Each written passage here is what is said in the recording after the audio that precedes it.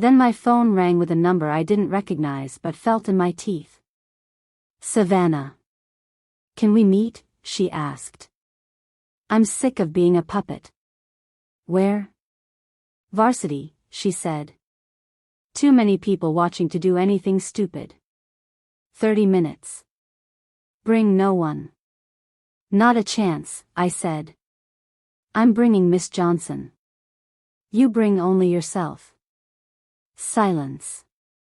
Then, okay.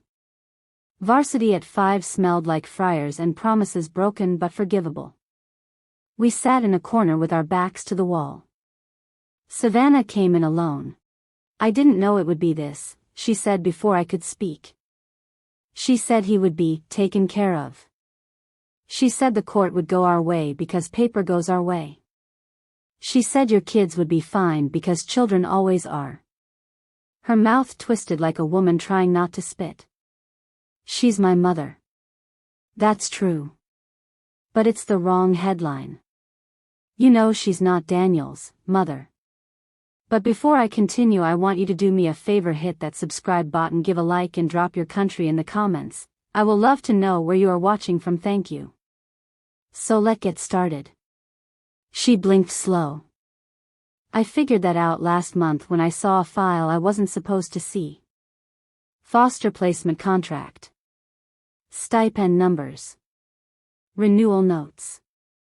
My mother is many things. Biological isn't one of them. Then why keep this up? Because she doesn't fail, Savannah said, small and scared and angry all at once. And because she said Jacob would lose school and health care if I didn't help. She said she'd make my life a desert. She turned her phone upright, scrolled, then pushed it to me. Texts, she said. From her. From Pierce. Times. Instructions. Wear the tea dress. Bring Jacob. Say legal twice but not 3 times. Say you eloped. Do not cry. Screenshots stacked like fence pickets. Dates. Times. A message from a number marked Pierce that read, Judge doesn't like theatrics. Keep your eyes low. Another from Mom, if she brings anything digital, shake your head. Say you prefer paper. Email too, she said, sliding another. A draft marriage certificate with my name typed wrong the first time. They fixed it. The date is last year. I was in Macon last year working 2 jobs and sharing a room with my cousin. There is no marriage. Who is Jacob's father? Miss Johnson asked, gentle. Savannah looked at her hands. A nice man who left when I got pregnant and sends money sometimes and isn't part of this. Don't hurt him. We won't, I said. She dug into her bag and pulled out a folded paper. Birth certificate. Father line blank. I'll swear to all of it, she said. I'm tired. What changed? I asked. Savannah blinked hard. Your girl's in the rain, she said. I dream that image now. And then, yesterday, a video slid into my DMs, anonymous. It showed a gurney and a van and a hand moving under a sheet. I threw up in my sink. Who sent it? I asked, heart thudding. She shook her head. No name. Just, look. So we weren't the only ones who had eyes. Savannah, I said, you understand when this breaks, your mother won't be kind. She never was, she answered. Miss Johnson reached across and touched Savannah's knuckles. You come to church Sunday, she said. You sit with us. I'll make sure you and that boy eat and breathe. Savannah's mouth shook. Thank you. We stood to leave. She stuffed her phone back in her bag, then stopped. One more thing, she said, voice lower. Mom's driver talks when he drinks. He's been dropping her late nights at a place in Hapeville near the tracks. Says it smells like antiseptic and soup. Says he saw a woman in scrubs while a man down a hallway with no lights. Name? I asked. Something Health, she said, shaking her head. No sign on the door. Just a bell and a black camera. Track soup. Lights off. My skin prickled. Thank you, I said. She nodded once, then hurried out into the gold hour like she had a clock chasing her. Miss Johnson looked at me. Back home, I printed Savannah's screenshots and tucked them with the docket, the affidavit, the plate list, and the vault notes. I labeled a cheap binder with a marker, Clause 17, Evidence. At 8:03, my phone buzzed. Chambers. Bring counsel tomorrow at 9, the staff attorney said. Opposition filed new motions, and the judge wants to hear from witnesses. We'll try, I said. We'll be there. We'll be here. I hung up and looked at Miss Johnson. She looked at me. We looked at the girls. I said. Tomorrow is heavy. The knock that came next was soft. No pearls. No threat. A single tap. Then a pause. Then two more like someone talking careful. I opened the door with the chain still on. Savannah stood there with no sunglasses and no lipstick. Jacob held her hand, sleepy and warm. She whispered, I can't go home. Miss Johnson stepped in like an answer wearing house slippers. Then you don't, she said, and moved them inside with one hand the way a shepherd moves lambs. We made a bed on the living room floor with quilts that looked like stories. Jacob fell asleep with his toy truck parked under the coffee table. Savannah curled on her side facing the door like a body learning to trust a room. Miss Johnson sat in her chair and pretended to read. I sat on the rug and listened to the night. My phone buzzed one more time. Unknown number. A single line. Hateville. Freight spur. Back door with the yellow light. Midnight. I stared at the words until they blurred. Miss Johnson looked over her glasses. You stepping out? She asked. Not alone, I said. Then wake Deacon Harris. He knows half the city's back doors. I texted him. He replied with a thumbs up and a shoe emoji that made no sense until it did. Midnight crawled closer. I tucked the recorder into my inner pocket. I slipped both drives into my waistband in a pouch I'd made from an old sock. I looped the key ring to my belt. I slid the whistle into my palm. Promise me something, Miss Johnson said in the doorway, voice low so the sleep wouldn't break. If it looks like a trap, you walk. If it looks like him, I said, I run. We slipped out into a city that looked like it had been boiled down to lights and rails. The freight spur cut the dark like a scar. A single bulb burned over a service door with chipped yellow paint.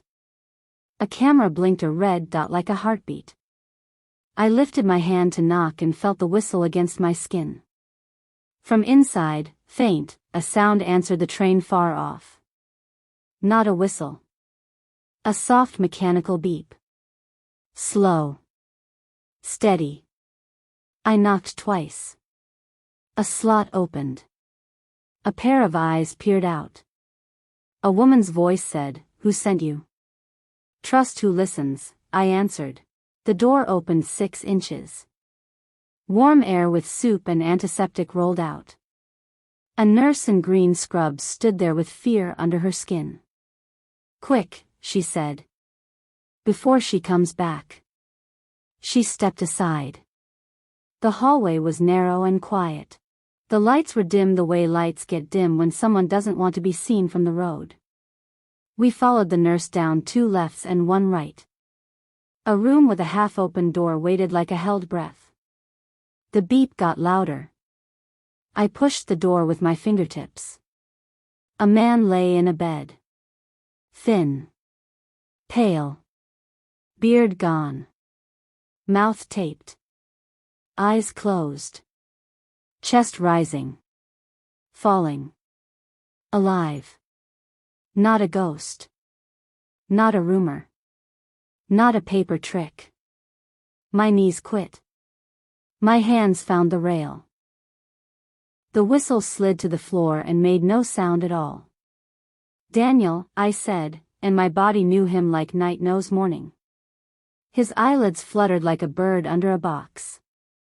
Footsteps sounded at the far end of the hall, fast. Confident. The nurse whispered, "She's back." Who?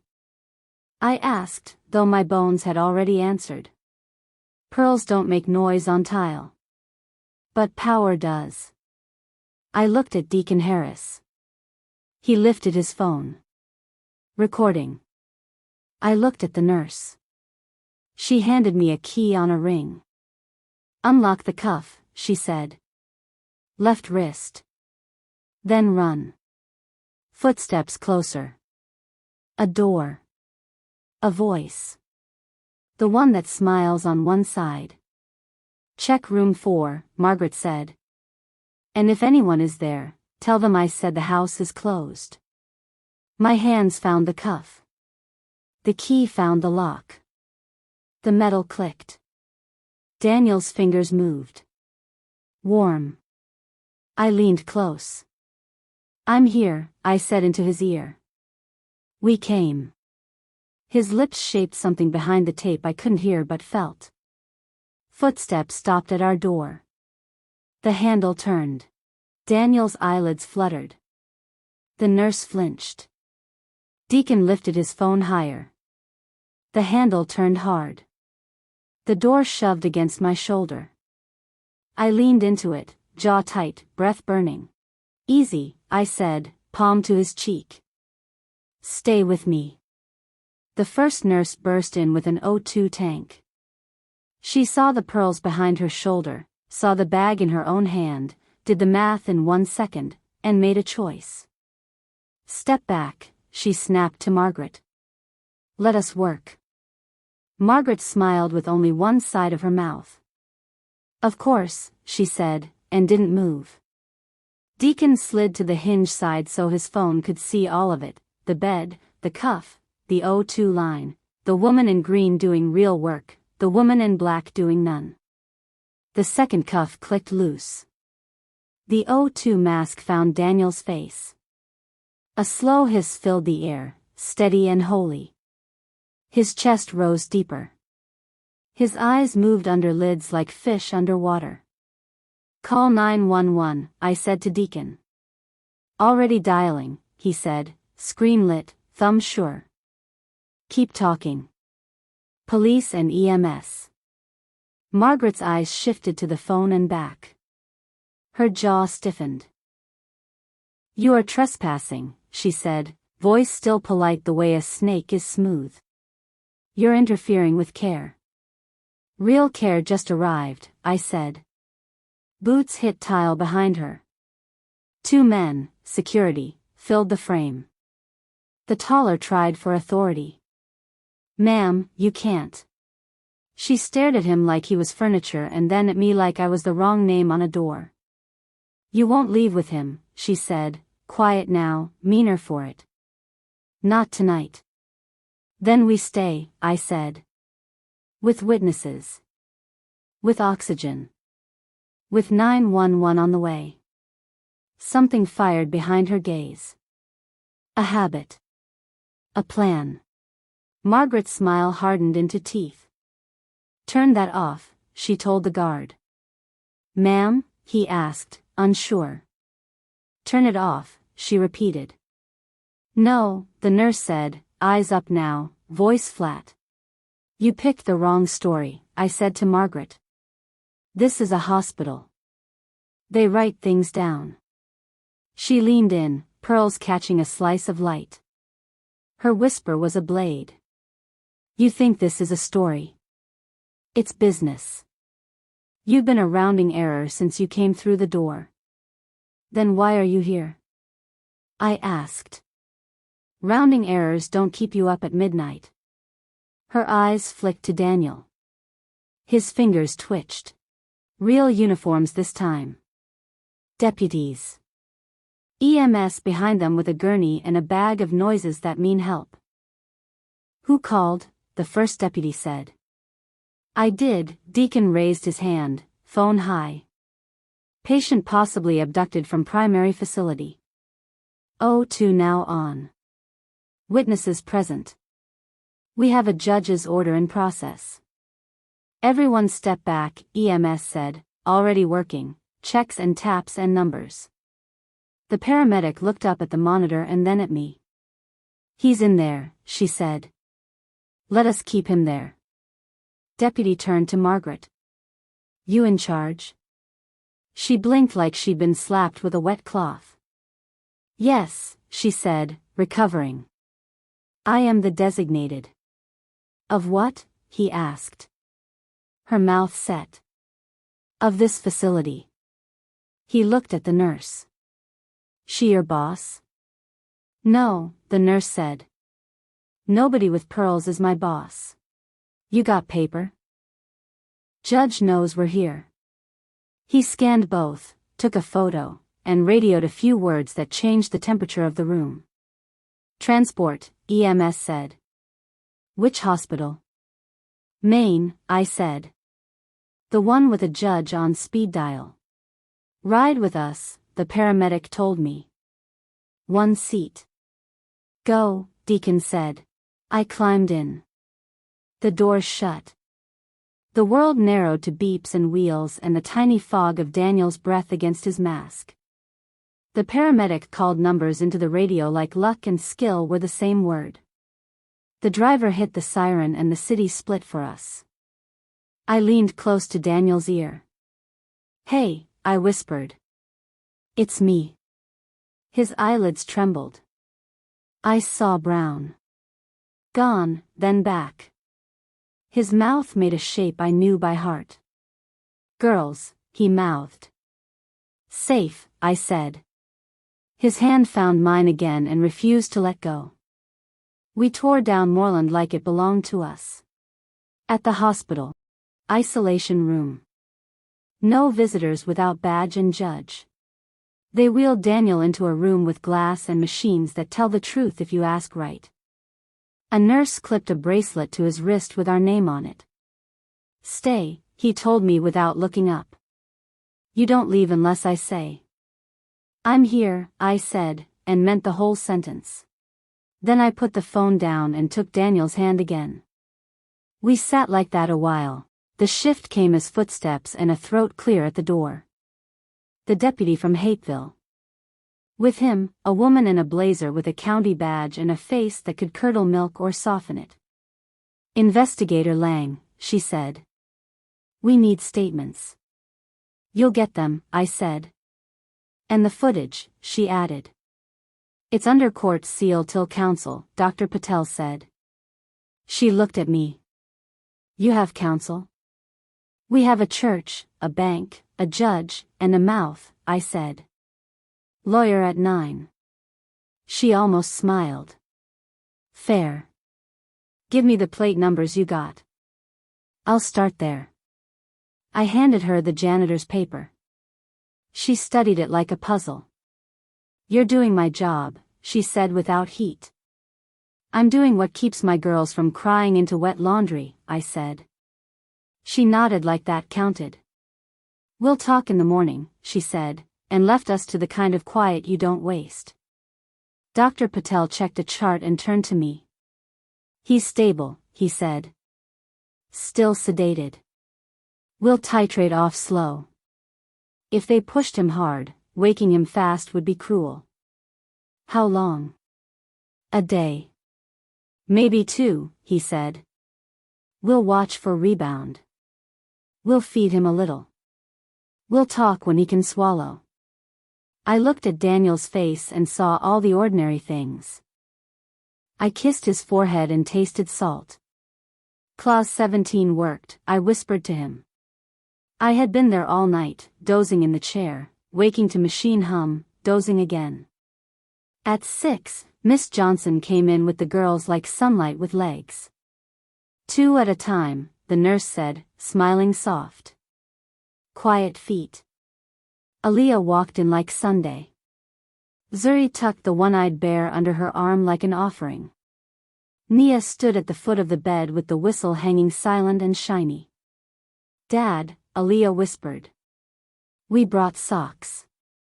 Zuri laid the bear by his arm. Keep him company. Nia put her hand on the rail and closed her eyes like she could move iron with a wish. Wake up, she said, not loud, not sad. We have school.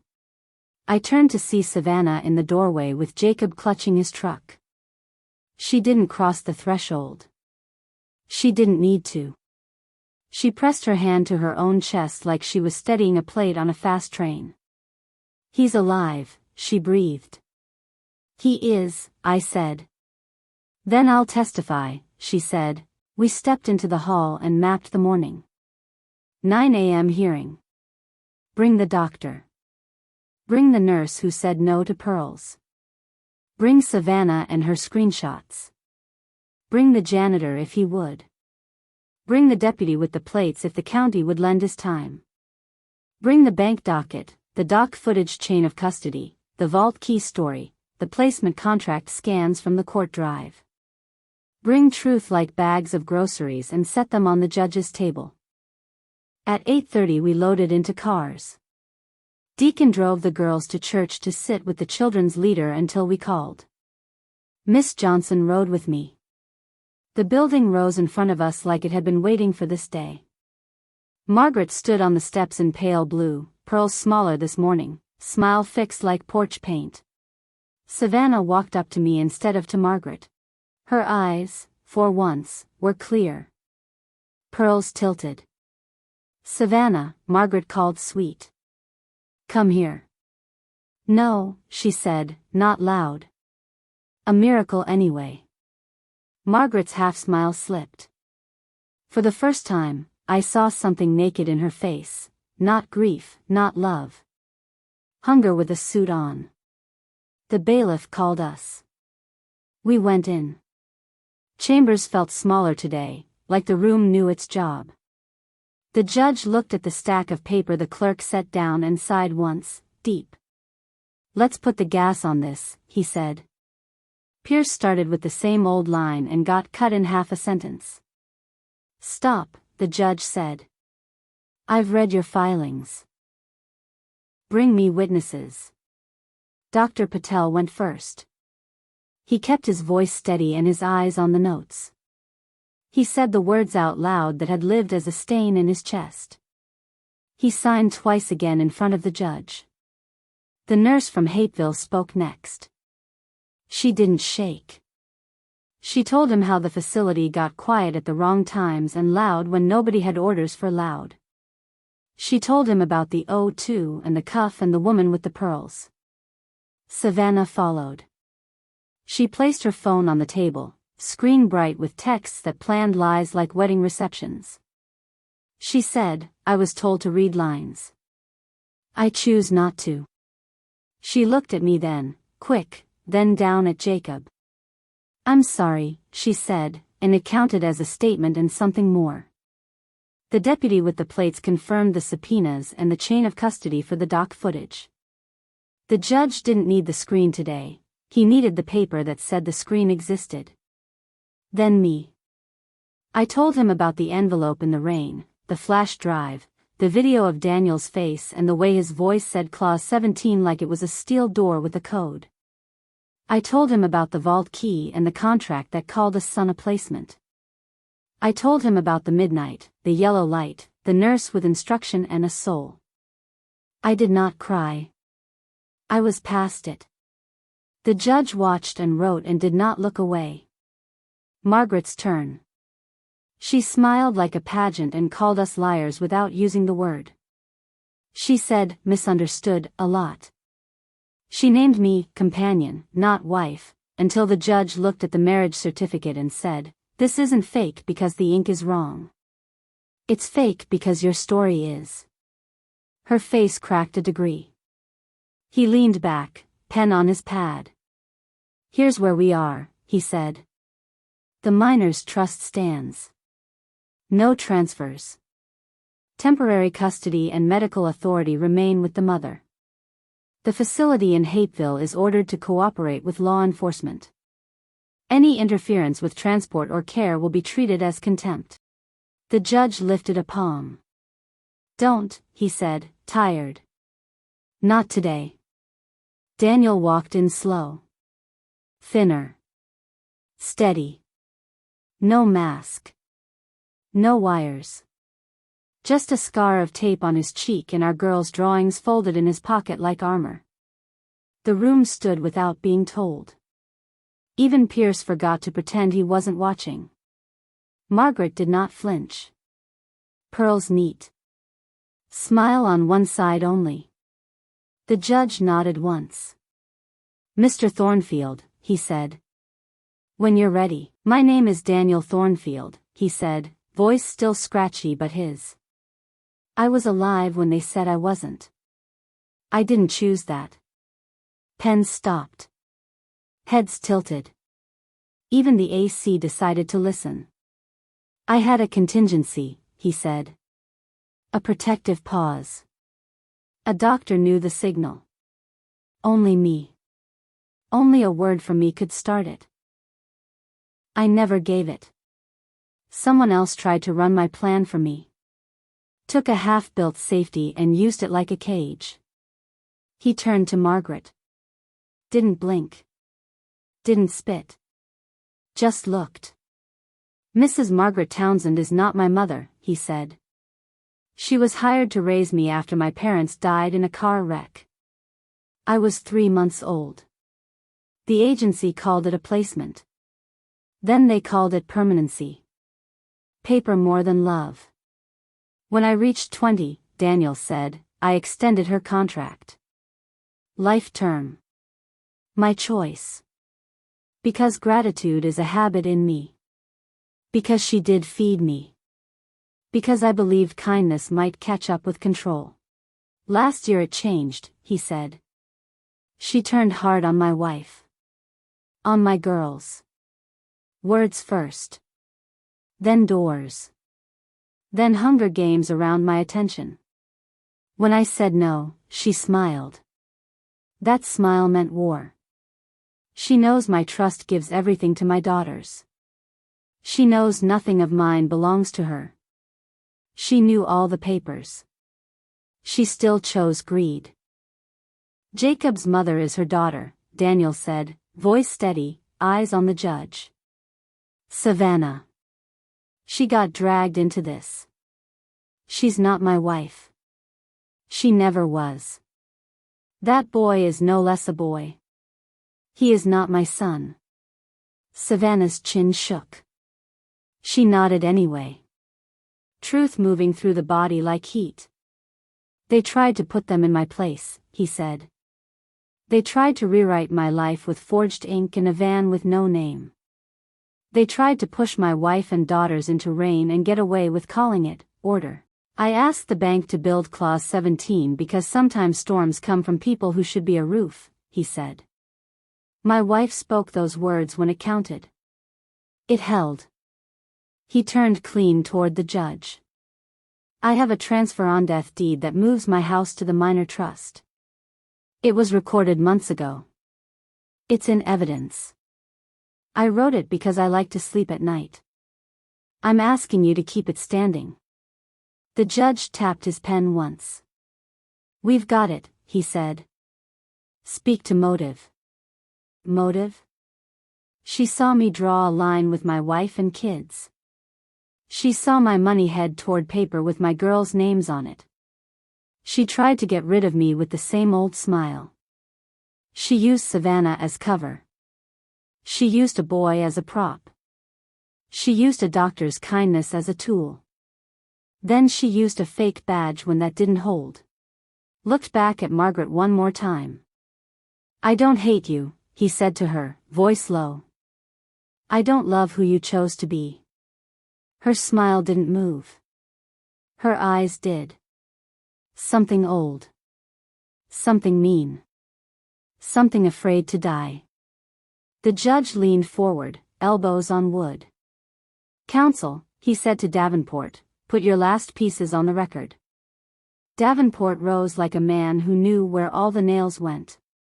He didn't waste anyone's day. Exhibit 40, he said. Video chain of custody from hospital compliance, doc cam and service exit. Exhibit 41, Dr. Patel's sworn statement. 42, Nurse Okafor's sworn statement. 43, janitorial log and plate notes with deputy corroboration. 44, A.G. Miller's memorandum on the Hapeville raid and East Point storage unit, with 2 cooperating witnesses implicating Mrs. Townsend. 45, bank docket and activation record for Clause 17, including freeze confirmations. 46, transfer on death deed recorded 3 months prior, naming the minor's trust as grantee. 47, Lydia Parker's archival records, showing extended placement beyond policy and internal complaints suppressed. 48, text messages between Mrs. Townsend and counsel discussing fabrication plan, note corrected names and dates. He rested his case with a breath you could set a clock to. He looked at me first. Then the girls. Then Daniel. Marriage recognized, he said.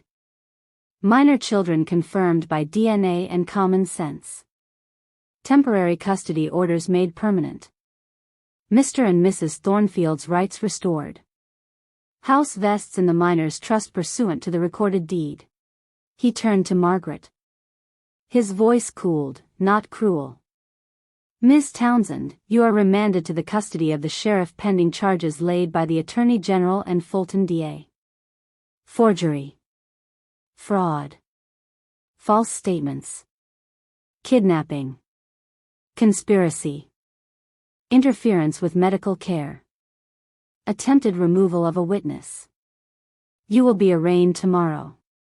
Your access to any account connected to the Thornfield estate is barred. Your contact with these children is barred. Pearls didn't tremble. Her jaw did. Just a tick. Old habit betrayed by new light. He looked back at Daniel. You're done being a witness for a minute. Go be a father.